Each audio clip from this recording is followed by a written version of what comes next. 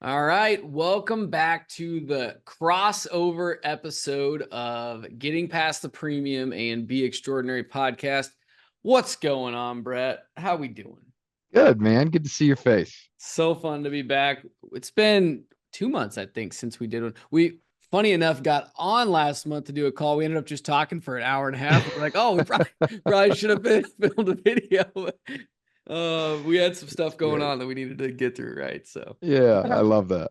I It's love good to be that. back. Got a fun topic today that I think resonates with anybody, or at least everybody out there that I wanted to kind of go through, which is, I mean, everybody, we want the best talent, right? And I think a big problem with our industry sometimes is recruiting people into our industry.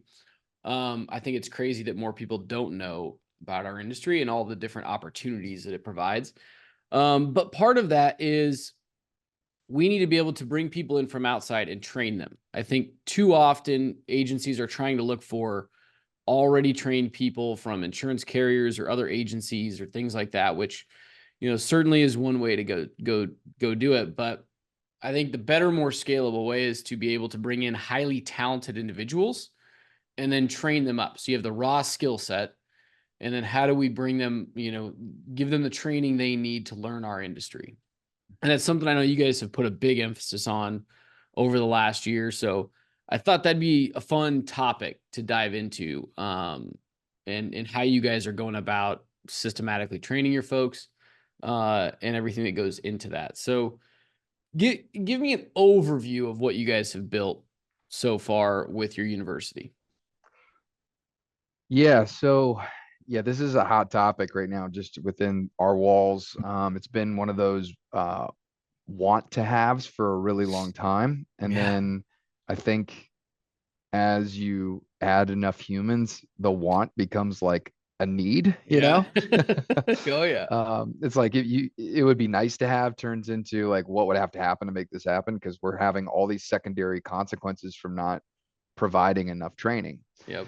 And it went from, you hire Jerry sits next to Tom, Jerry learns the business from Tom, you know, Yep.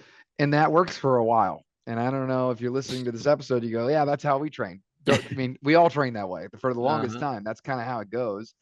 First it's you, then you have somebody that you trained, then they train somebody, then the person that you trained is now training somebody. And so it's like train the trainer, right?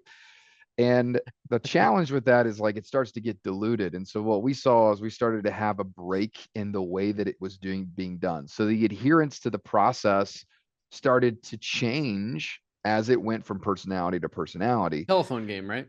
Yeah, exactly. And you don't notice it because Yeah. you're not in it. And so, but you starts to show up, and then all of a sudden you sit behind three people with the same role, and you're like, wow, they all three of them do it a little different, you know?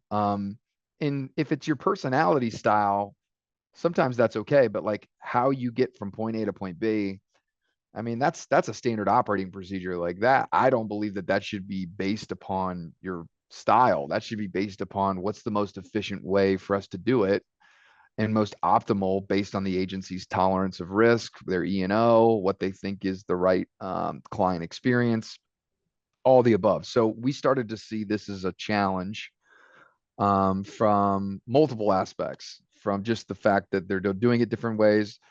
Transparently, we had an E&O claim that came up that was specifically just due to I think just due to a lack of training and not reinforcing the behaviors that we know to be best practices. So it kind of got formulated out of just pain, and it was like, okay, well, this can't be ignored at this point anymore. So we decided that we were going to do and built into the value sets of kind of what we do. We call them the 10 core commitments. So if you come into our organization, there's 10 things that if someone says, what do I have to do to be successful here? There's 10 things. And one of those things is we do a training a week. And so we said, how do we do this at scale? So we had an individual that did really well on the service side of our business. She ended up being a second grade teacher where she was Mhm. before, Yeah. and she, for all the reasons that you hear, teachers that unfortunately have to put down what they love and get out of the business, all those reasons, she ended up landing at Urban Young. and she did a great job in the service seat, learned the business. And it was very obvious from day one that she understood how to build curriculum, or curriculum design, I guess, if you want to call it, how to test, how people learn, how to make it fun. And that was something that obviously was a skill set of hers. So it was almost divine intervention to say, hey, we've got to build this to scale so every person gets the ability to have consistent training. And we also just so happen to have somebody who can grow into this role. Which was really, really cool. And so about 8 months ago, she transitioned to this as a full-time role. And it's been a lot of work. It's been building it from the ground up, but she's done an outstanding job. And we have, ever since October, we have had a training every single week by position without fail. So that means commercial service, personal line service, uh, personal lines marketing and sales, commercial lines marketing and sales. So we have 4 trainings per week at 30-minute increment slots. And without fail, everybody it's a different topic every week, but it's specific to their role. And we talk about anything, and it's led by one of our veterans or one of the partners or somebody from the executive team. And it's very specific to each role, which is really nice. It's not like we're talking about something very generalized. So it's tactical, on the job, real high level stuff. So it could be anywhere from best practices on avoiding E&O. It could be specifically training on technology, of how to use the system in the most optimal way, specifically to some sort of workflow that they work on. It could be how to influence and sell, whether that's rounding business on incoming calls, or whether that's going out in the marketplace and actually prospecting for new client acquisition. There's just a wide range. It could be product knowledge. It could be about a specific carrier. There's just a lot of things that we take for granted, I think, as operators, that it's overwhelming. I think the challenge in our business is independent agencies have the best value proposition by far when it comes to the captive model, when it comes to the direct model, when it comes to the independent model. We have the best value prop. We offer choice. And in its basic form, if you took away all the bells and whistles, we offer choice to the customer. And that is why I believe it's the best model. The challenge with the model is that it's complicated. So the Yeah. same reason why it's great is the exact reason why it's most challenging. And that is because you have to come in and there's 50 carriers and there's 150 products and Yeah. there's different websites and there's different portals and there's underwriting guidelines. And it's just overwhelming to a new person, even somebody that's been in for a while. I think you get used to the fact if you just know it. And if you take the lenses of like a new person, it's like, holy smokes, this is a lot. And so the training was just a way to say, how do we create something to have systematic consistency of information? And it's been really helpful. I mean, and the fact that it's 30 minutes is very difficult because you have to be prepared. We get Yeah. the curriculum has to be received by our training director beforehand. It's done in a specific template. The presenter has to be done. They have to have specific questions. And so it's outlined in a way that is intentional. And so, and then we want Q&A at the end for 10 minutes. So I like that it's short because it allows us to keep the attention of the agents, deliver value in a short, concise period of time so it doesn't kill their day. And then it's more focused on the consistency of the training rather than trying to cram this one thing down their throat this week and make sure that they get it when they leave. Yeah. So, so this is in person once a week on an ongoing basis. And then I assume you're like filming these. Yeah. People have the backlog to go back and look at and all of that.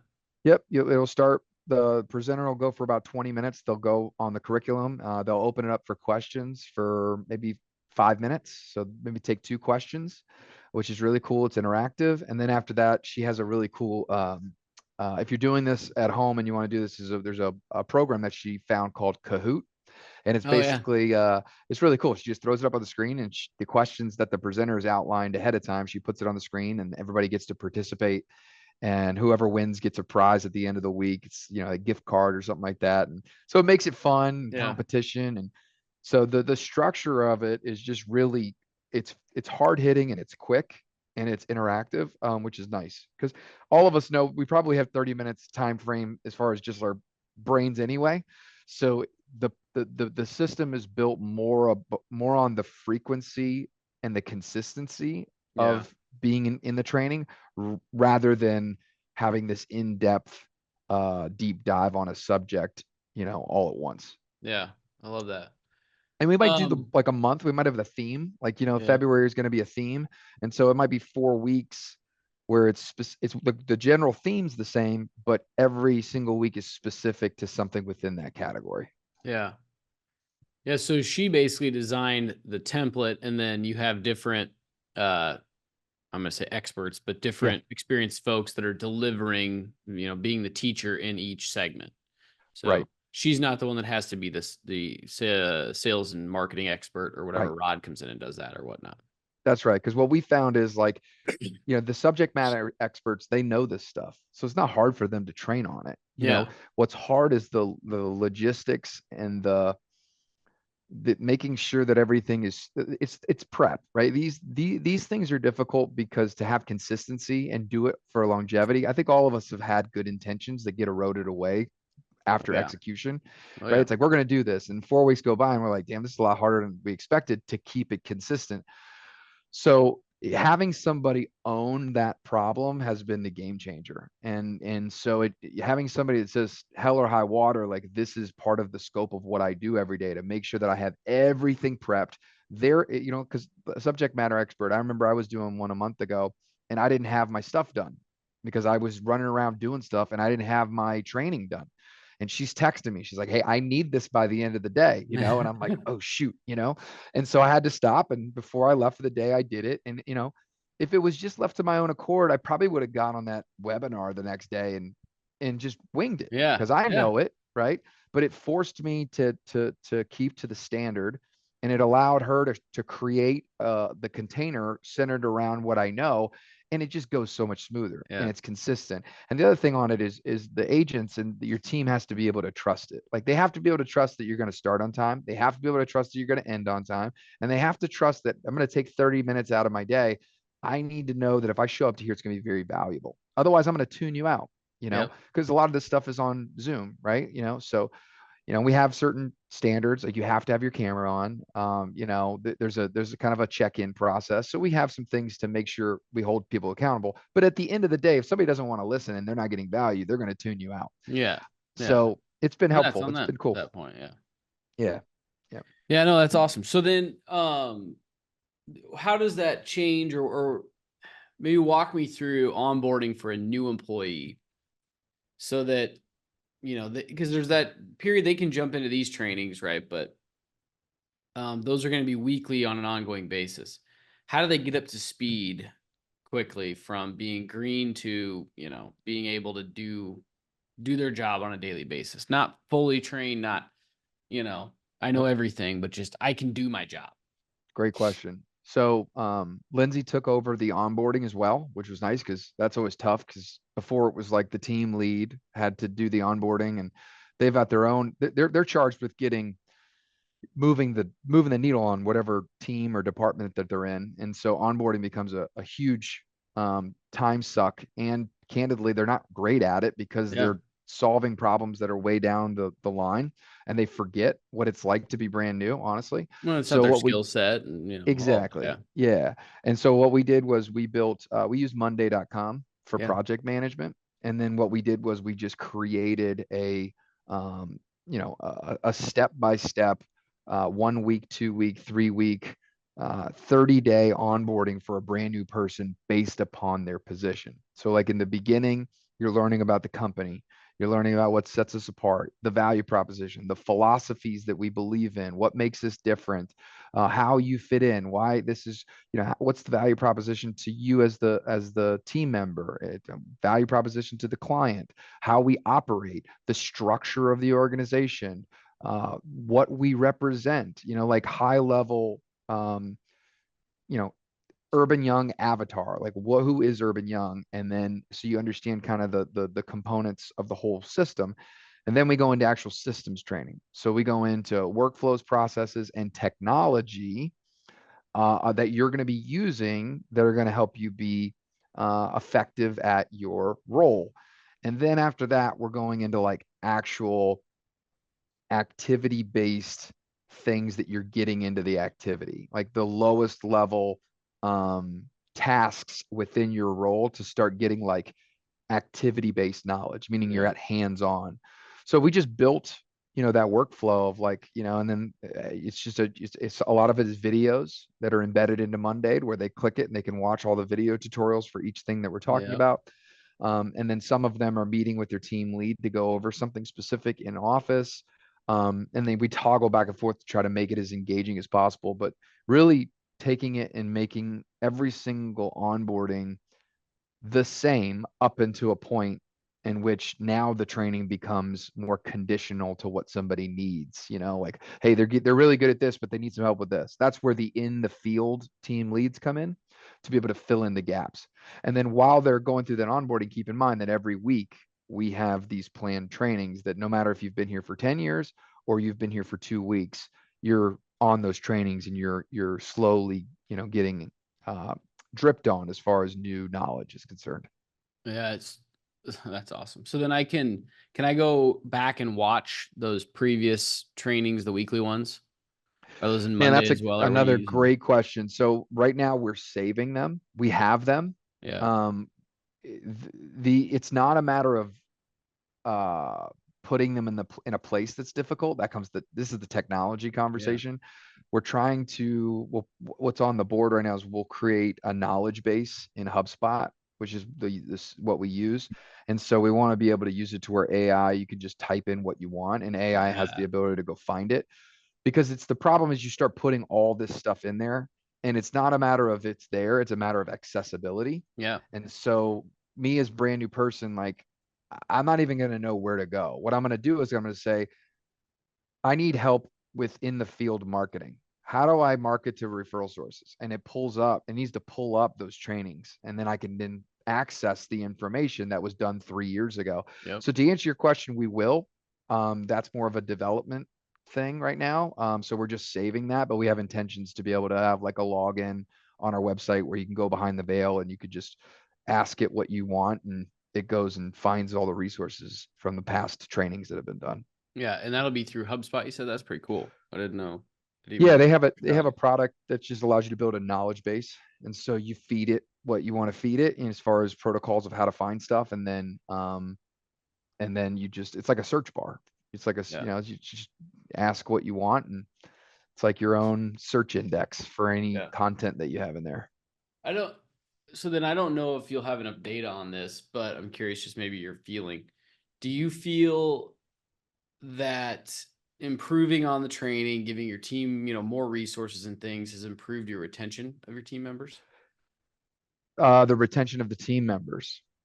Um, there's not enough data yet to be able to make that claim.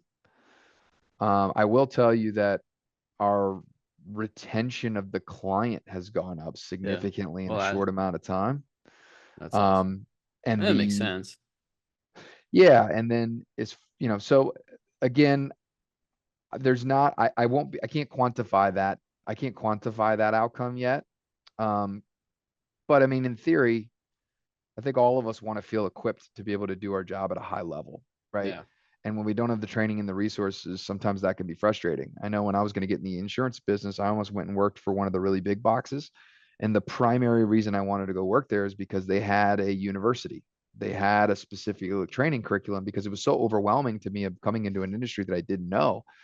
And I didn't go that route, and I'm happy about that. But at the end of the day, I know that that was their value prop was come here and we'll teach you the business and we have this mechanism. So I think it's just as much for attracting talent as it is for retaining them. But then, one of the things that was hard hitting that we made this decision on was, hey, look, it's expensive to develop talent. Like it's expensive. We have a full-time person. Yes, We it have a lot of is. resources. We've got, we're developers working on stuff. We've got time and energy and resources, and it's expensive. And someone had said, you're right. It is expensive to develop the talent, but it's way more expensive not to develop Yeah. talent, right? Like, Yep. what are the either they don't develop and they're getting bad outcomes, or they don't develop and they leave because they weren't good enough anyway. It's like, so both of Not a those good thing. results don't show up as an expense on your P&L. Yep. And I think it fools us to think that we're not actually paying for it, right? So to your point, as far as better results on sales, better results on retention, and better results on people staying, I think all of those, they're worth measuring and trying to figure out how to objectify it, because all of these soft costs add up and they kill your business, and you wonder why it's running without efficiency or why there's so much drag. And usually what I have found is the biggest expenses are the ones that don't show up on Oh that yeah, P&L, totally. and I totally training's a big agree with one. that. Yeah. Well, and it's just even the emotional, the brain power toll that it takes, right? That you don't really know. I mean, you have certain, as a leader, you have certain um objectives that only you're the only one in the position to be able to solve. But if you're constantly dealing with putting out the fires of talent and recruiting and retention because you're having turnover, it just gets going to take you away from all those things that you're uniquely positioned to go solve, even if you don't realize it, right? Because you're putting in the same number of hours, but Yeah. you're not getting the same amount of output because you're having to deal with people issues and everything. Yeah, um yeah, and I think one of the things that has been an eye opener for me, aha, is like, I think there's some individuals that you bring into your organization, they're not going to do the activity to the velocity that's going to help them be successful, and those are the people that you're probably going to want to part ways with, right? mhm. But then there's the other group that are not doing the activity that's required, but it's because they don't have the confidence to step into that activity. Yeah. And no one ever tells you, hey, there's just not enough training. No one ever tells you, hey, I just don't, if I could use a little bit more on this and get more confident, I would do it. People don't want to say that. They don't even necessarily, I found they're not even aware enough to know that they just don't have the skills to be able to do the thing. They think they're just bound by fear. And in the beginning, when somebody comes in your organization, they have a really high level of anxiety. They don't know the craft. This is anything. If you want to master anything in your life or teach somebody anything, this principle is true. Low level of knowledge produces high level of anxiety, and high level of anxiety reduces or increases the friction of how our action threshold. Meaning, the higher the level of anxiety, the less it takes more for us to get into the action. Yeah. Okay. But as you gain more knowledge, your anxiety comes down. They're inversely related. And when your anxiety comes down, getting into the activity is easier because you feel more confident. So there's less friction and it lowers your action threshold. So if these two things are inversely related, then the best way to the best way to influence people getting into activity, obviously assuming you have the right people there, is to simply increase the level of knowledge that they have. And in doing so, you empower people to step into what's uncomfortable, which is doing the activity. Yep. And so that's another one that doesn't show up on your results when you pull it in your AMS. You can't quantify that, but it becomes a real thing if you're actually watching and studying people, because what I don't feel confident doing, I'm not going to want to do. No, you know totally. and Yeah. when I'm really good at, when I'm confident in, I'm going to want to do it. It reinforces the behavior, and understanding that is a big component of why we built those trainings. Yeah. Yeah. That's phenomenal. I mean, I think all of us, if we kind of think about that as you just put it in those terms, like it makes total sense, right? Because and you're not, you may even have the fortitude to jump into something if you're not confident, but you're not going to be efficient at it. You might fail, which then could impact wanting to do things again. Like there's just Right. so many different positives to getting people confident in what they're doing. And then to pull out something else you said at one point, um, going back to having the university and things that almost led you to going to the big box, is when you have highly talented people, they're going to pick up on that stuff much more frequently. Like, what are the resources that I'm going to have available to me? Like, I know that I can go be successful, but I can't be if I'm not taught how to do it. Highly talented people are going to understand that, and they're going to want that, and they're not going to put up with not getting it as long as somebody that's an underperformer will. Mm, meaning high talented people are going to say like, I'm not just going to sit here on my hands, because I'm yeah. not getting the training and I can't do these things. They're going to be asking you for it. They're going to be like, what can I do to get better? And if your response is like, well, just sit with Joe, keep learning. It takes you a few years. Like they're going to be out. Good point. Because they're not, they can go get that, and they're highly motivated people. And if they can't go get these answers on their own or don't get the training, Yeah. they're not going to sit around. Yeah. It's a good And point. so it's a risk on highly talented people as well. Let alone if you can give them the training, they're going to excel much quicker, obviously, than other It's people. very But true. It's very true. And I mean, the faster you can onboard somebody and get them into, a monetization position, yeah, the more you can do it. It's a competitive advantage. If it takes me 90 days to get somebody up to speed, but it takes you 30 days to get them up to speed, the drag difference is not 60 days because there's an exponential ripple effect of yep, being into productivity 60 days before me. And so like these things they're difficult to quantify. I think you make a good point. It's worthy of making sure that you can. If like right now we should be setting up, we should be tracking our turnover based upon when we started the training versus yeah, before it was. I think that's a great idea. But in just because it doesn't necessarily show up on a report does not negate the real importance of it from a true profitability standpoint. Somebody yeah, say, "Wow, this is just nice to have, but it doesn't really show on the bottom line." It's like it might not show on the bottom line the quarter after you implement it. It might not even show up a year after you implement it. But if we're playing the long game, it's arguable that it's the most important component when you're in the people business. yeah. Oh, 100%. 100% agree. I mean, have you, um, what's been, you mentioned being in the people business there, like what's been your experience on the net it allows you to cast when you're going out and trying to acquire talent? Meaning, having a solid training program, I would imagine, allows you to cast a much wider net because you're looking for raw skill set, as we were Yeah. talking, versus experience. And certainly that's what we found. I think there's a mix of both over time. Like you do need to keep bringing in, people with 10, 20 years experience, a certain amount that just, because there's fundamental knowledge there that does take a long time to get, just coverage knowledge and stuff like that.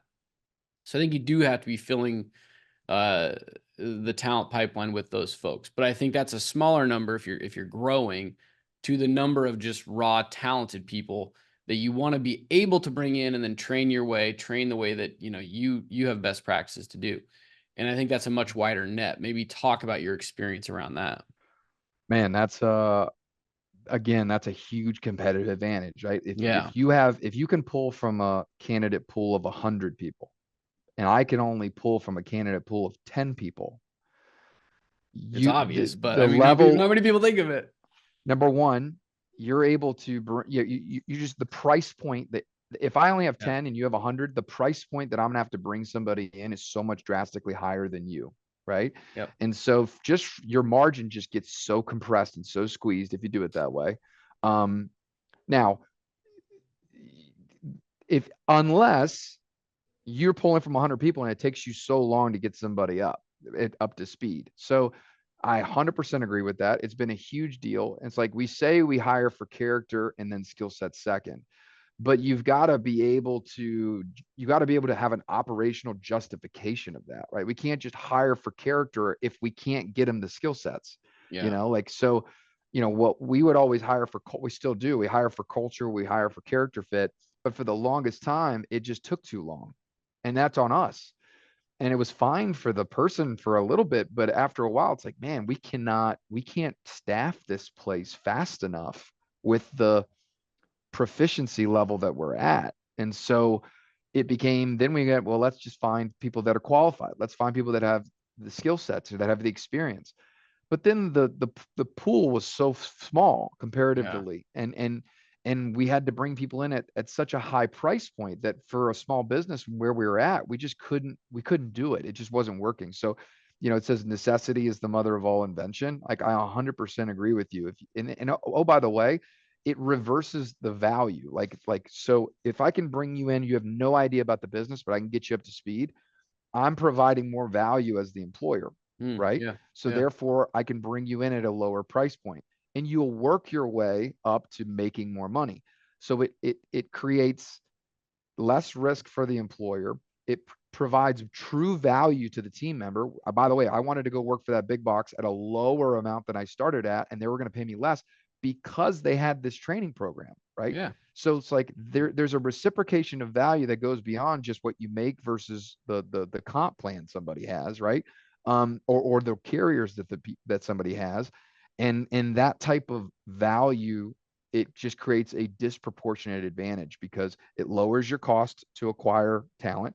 It lowers your cost while they're there getting up onboarded.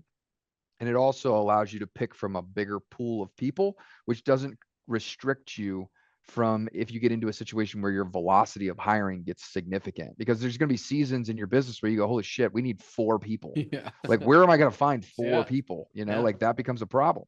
And so 100%, man, I agree with that. And that's been a big thing, is being able to take somebody with the character and then being able to get them up to speed regardless of what type of experience they've had with insurance or not. Yeah.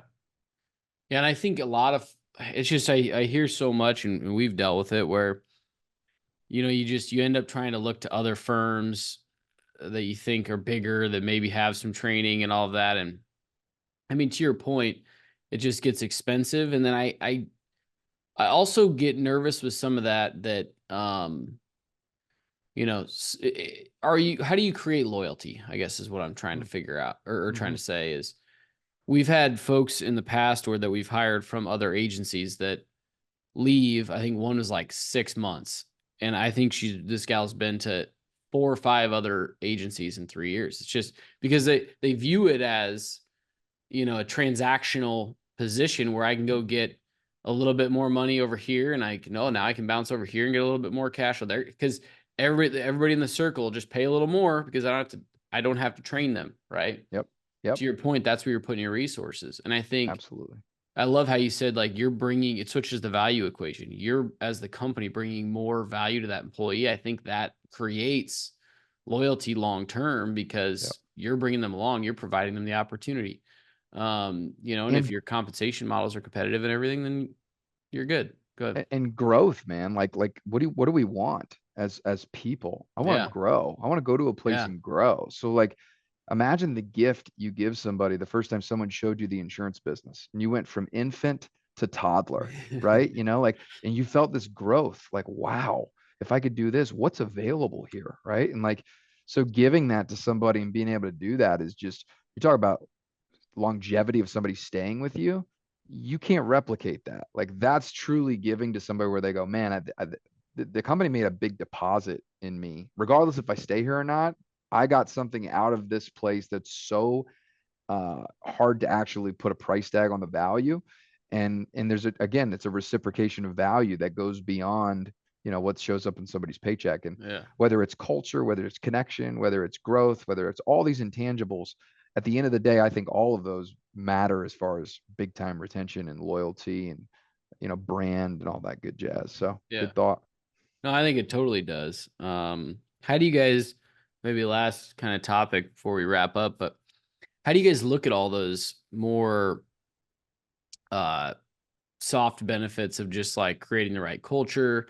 It's everything that goes into creating good team members that are going to be around for a long time, but Yeah. culture, how they show up every day, creating the path for them, showing them that you're investing in them. Like, how do you look at that? And then how much time do you spend truly thinking on, like, who is this to us? And I know you guys are very intentional about it, which is why I'm asking the question of, you know, I think I'll stop talking in a second, but I think a lot of firms don't put enough emphasis on, like, they think that they've we treat everybody like family, and we Hmm. have flexible schedules and whatever, and like those are all great things, but I think to have a truly great culture in place that people want to be at long term takes a lot of thought, and Yeah. it takes a lot of resources and a lot of emphasis on it. So how do you Good thought. approach that as a part of this? 'Cause that goes into employee training and everything as well.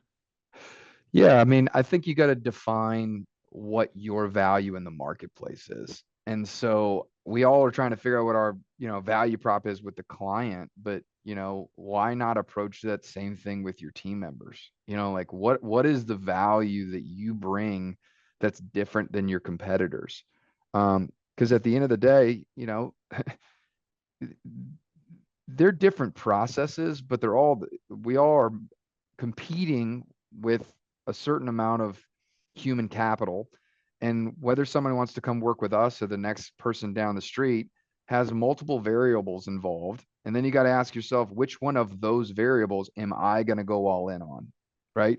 You know, and so you might say, well, look, we don't have a training program right now, and I'm just willing to pay more for talent Yeah. because and so I'm not going to invest in the training. I'm just going to pay more for talent. And that's a way that I get to my outcome. That is totally good. Like at least your eyes wide open going in and going, I have a strategy for this, right? So my Yeah. value prop is you're just going to make more money here, but there's not as many resources. There's not as much there's no training. So for the new person, I can't really help the new person, but for the seasoned person who's already got it somewhere else, this might be a great place to land. There are a lot of firms that have that, and that's their value proposition, and that's great. For us, our value proposition was personal development. Like we have just always been 100% committed to creating great humans. Like if you come work here, if you make the decision to make Erb and Young your place of work, you will leave a completely different person. And it goes way beyond the scope of insurance. It goes way beyond the scope of sales. It goes way beyond the scope of servicing insurance. All these things are the vehicle in which that we get to the outcome, but the outcome is you're going to be better equipped as a human being before you came here. And so like one of our classes in Erb and Young University is we call it our Masterclass, and it is an NLP course. It is a linguistic language programming from an NLP specialist where we focus on identity work. It is mind, body, and spirit. It's workout related. It's nutrition related. There's meditation in there. There's mindfulness. There's uh, uh, subconscious mind and how to reprogram thoughts and making sure that you're in alignment with your highest best self. And there's just these things that are really cool tools in the tool belt to live a fulfilling life, regardless of what craft you're in. And so, like, that was a derivative of us going, how do we align with our value proposition, which is if you come work here, you're going to be more equipped as a human, not just insurance. Like you're going to learn skills that will propel you to completely new heights, even if you decide you're going to go into aftermarket auto parts after this. Like it Yep. won't matter. And so creating that course, we pay for half, the team member pays for half. We don't pay for all of it, but we pay for some of it, right? So like these types of things are directly in alignment with what we want to be known for in the marketplace. And I think there's 6 different things that you can add value, 6, 7, 8, 9, 10, 12, whatever, how many ways that you can add value to bring somebody into your company and keep them there. But what's the one thing that's going to make you different? What's the one thing that is going to make you, what's your brand? Like that's your brand. Like what is that thing that creates someone to go, yeah, I decided to go with Erb and Young. They had this. I decided to go with Erb and Young because they offer this. And for us, I just always felt like there's always somebody that's willing to pay less. There's always somebody that's willing to pay more. And competing on, quote unquote price is a sure way to erode away your margins. And so long term, it was like, okay, well, what's the most empowering way to attract people to your company? And if we can help you, you know, learn some skills that you wouldn't get anywhere else, they're going to help you have a fulfilling life. That's pretty cool. That's Yeah. pretty rad. And so I think if you get purposeful and you get clarity on what that thing is, because it's all different for all of us, can't be the same, has to be what's important to you, then I think you'll build all the things around that. Yep. But most of the time, we're just trying to find the next recruit, and most of the time, Mhm. we're just trying to, close out the tasks. And like you said, we're not intentional about what that thing is. Um, and there's power in that.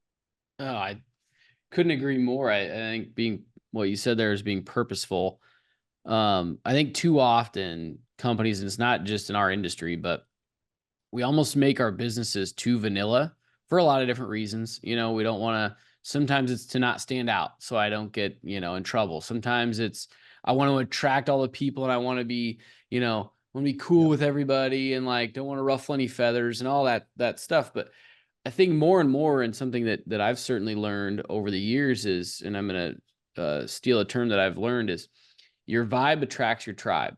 Hmm. And meaning like you be yourself, but I like how you put like, be purposeful, be intentional about who you are as a company, the type of people you want to attract, who you want on your team, who you want to go to battle with, and put it out there of like, this is who we are. This is who we're trying to attract. And all the things like you were talking about with the Masterclass, like that's going to attract a certain type of person. Not everybody's going to want to do that, certainly. Yes. And it doesn't have to be 100% of your people, but Yep. 100% of your people need to be bought into that purpose. Yes. And don't be shy about it. That's what I guess I'm maybe trying to get at. Is I think too often we water that down because, of all the different things that we're concerned about and the insecurities that we have out there. But what I've come to realize over time is there's a lot of different types of people out there. And there are certain types of people that are going to resonate with you and your role and your model and everything you're trying to do more than others. Mm-hmm. And talk to those people rather than try to talk to the ones that don't care anyways, honestly, which is a lot of times what we default. It's human, we're humans, right? It makes sense. But I that's really resonated with me over the last few months of like, your vibe attracts your tribe, and you want more people that Yeah. have the same vibe as you, that have the same mentality and the same value set. And Yes. I think it cannot be underscored enough because, the more of that, when you get too broad and too watered down, the less people are going to get behind the mission, and the harder it's going to be every single day to push them to do the right things. We've had talented people Yeah. that just didn't see value in that, and they're just not here. And it was just because you're trying to go in a direction that it's just you're not aligned. And so, and then we've had individuals that have come in way less talented. I say that in quotations, but they're starving for it. And because they're starved for it, they end up just having massive success and excelling. Does that have to do with us? Probably not. It probably just has to do with they're in a place that's aligned with their values, right? Yeah. They're on fire for what they do. They're excited to come into work. It's not work to them, like that's, it doesn't have to be that again. That has nothing to do with us. That has to do with just that person was in alignment with what we're doing, and I think there's something magical about that. And I'll leave you at this, Elliot, because I think this is really important. You know, I, I, if you check my Instagram, my LinkedIn, I put a lot of stuff up about just, neuroscience and motivation and inspirational stuff and development and growth and just stuff like that, that obviously is important to me just from, this is what I love. And that's kind of what our mantras are here in Urban Young. I cannot tell you how many people have ridiculed, who have, talked. I've been trolled online. I've gotten negative feedback from referral partners in my market. I've gotten uh, you know conversations and different discussions from different parties about this is all rah rah and what do those urban young people do over there. Anyway, the point is negativity, right? Negativity for years. And now we've got people lined up out the door that want to come work with us. And now those same people have come around, and then some of them haven't. But the Yeah. point is, like, the reason people don't want to pick that value set and stick out is because of that. And I understand that because it's challenging sometimes. You want everybody to like you and you want to like everybody else. But if you're gonna stick out and you're gonna do that and you're gonna put yourself out there, you're just gonna have people that are they're gonna have negative comments. They're gonna have negative thoughts. They're gonna talk potentially behind your back. They're gonna tell some other agent, I can't believe they do that over there. It is what it is. It's just, I don't know why people do it. I don't know why it is, but I would just encourage you to, like, that is exactly the way it's supposed to be. Yeah. Because, and for the same reason that they won't do it is the same reason of why you should do it, which is most people don't want to put their neck out there and make themselves unique, because the very essence of being unique means you're going to get attacked. And just know that should not discourage you from going down that path. It should encourage you even more. It's part of the process. It is what it is. If you're going to raise your hand and say we're different and here's why, you're going to have people that roll their eyes and throw their stones. It's just part of the deal. Yep. Well, and the negative people always are the louder ones. And you know what's funny, and another thing I've realized over time is the people that are resonating with the message are typically not the loud ones, at least at the start. Meaning you could have somebody that, you know, your messages you're putting out on Instagram, you know, because you're encouraging your team to do the workouts and you put up about the masterclass and all that. There's probably people out there that are following you guys going, it's motivating to them. They never say anything, but they're like, you know, maybe change their life because they got in better shape because it motivated them to, you know, get back in the gym or things you'll never know. Right. Those are typically the people that aren't, you know, jumping on and saying anything because it's, you know, that's the majority of people. But, Sure. you know, you can't listen to the negative people because you don't know the positive impact a lot of times that you're having. And, you know, I'm in a coaching group with Dan Martell, and he'd say it's actually selfish of all of us to not share the things that we're doing, because if we're doing things to improve ourselves, if we're learning things, if we're trying to make ourselves better, we can help other people that were in the same position we were yesterday or 6 months ago or whenever. And help, if we can help one person, it's worth it, right? Yeah, You might have to totally. deal with 50 people, you know, being negative and everything that you're talking about. But, you know, at the end of the day, who cares? That's their story. It's not your story. You can't control their story.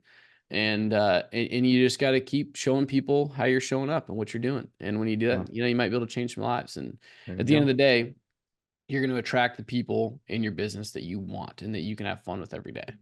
And I'd much rather have a subset of people who think what we do is ridiculous when I'm getting an enhanced amount of the Yeah. subset of people that do resonate attracted into your tribe, right? If that's the consequence of doing this behavior, just know that that's exactly what you want. As before, I just wanted it to just be fine. Nobody's sending Yeah. me hate mail. Yeah. No one's ridiculing what we do. Yeah. It's perceived that everybody gets along with everybody and it's fine. It's just that you were irrelevant. You were Yeah. irrelevant, right? And so if you're sticking out or you're doing something, you know, it's just part of the deal, man. And so I think it's a good show of encouragement to say, like, you don't need everybody. You need the Yep. right people, and Bingo. and that's really important. So Love that. Love that. All right, man. Well, this was awesome. As yeah, man. usual, love talking to you because I think it's fun to riff back and forth, and we always get some good stuff out of it. So, Man, you hope too. everybody took a lot of good stuff out of this one. And Brett and I will be back next month, but we'll see everybody next week too. Thanks, man. I always appreciate you. Thanks, Elliot.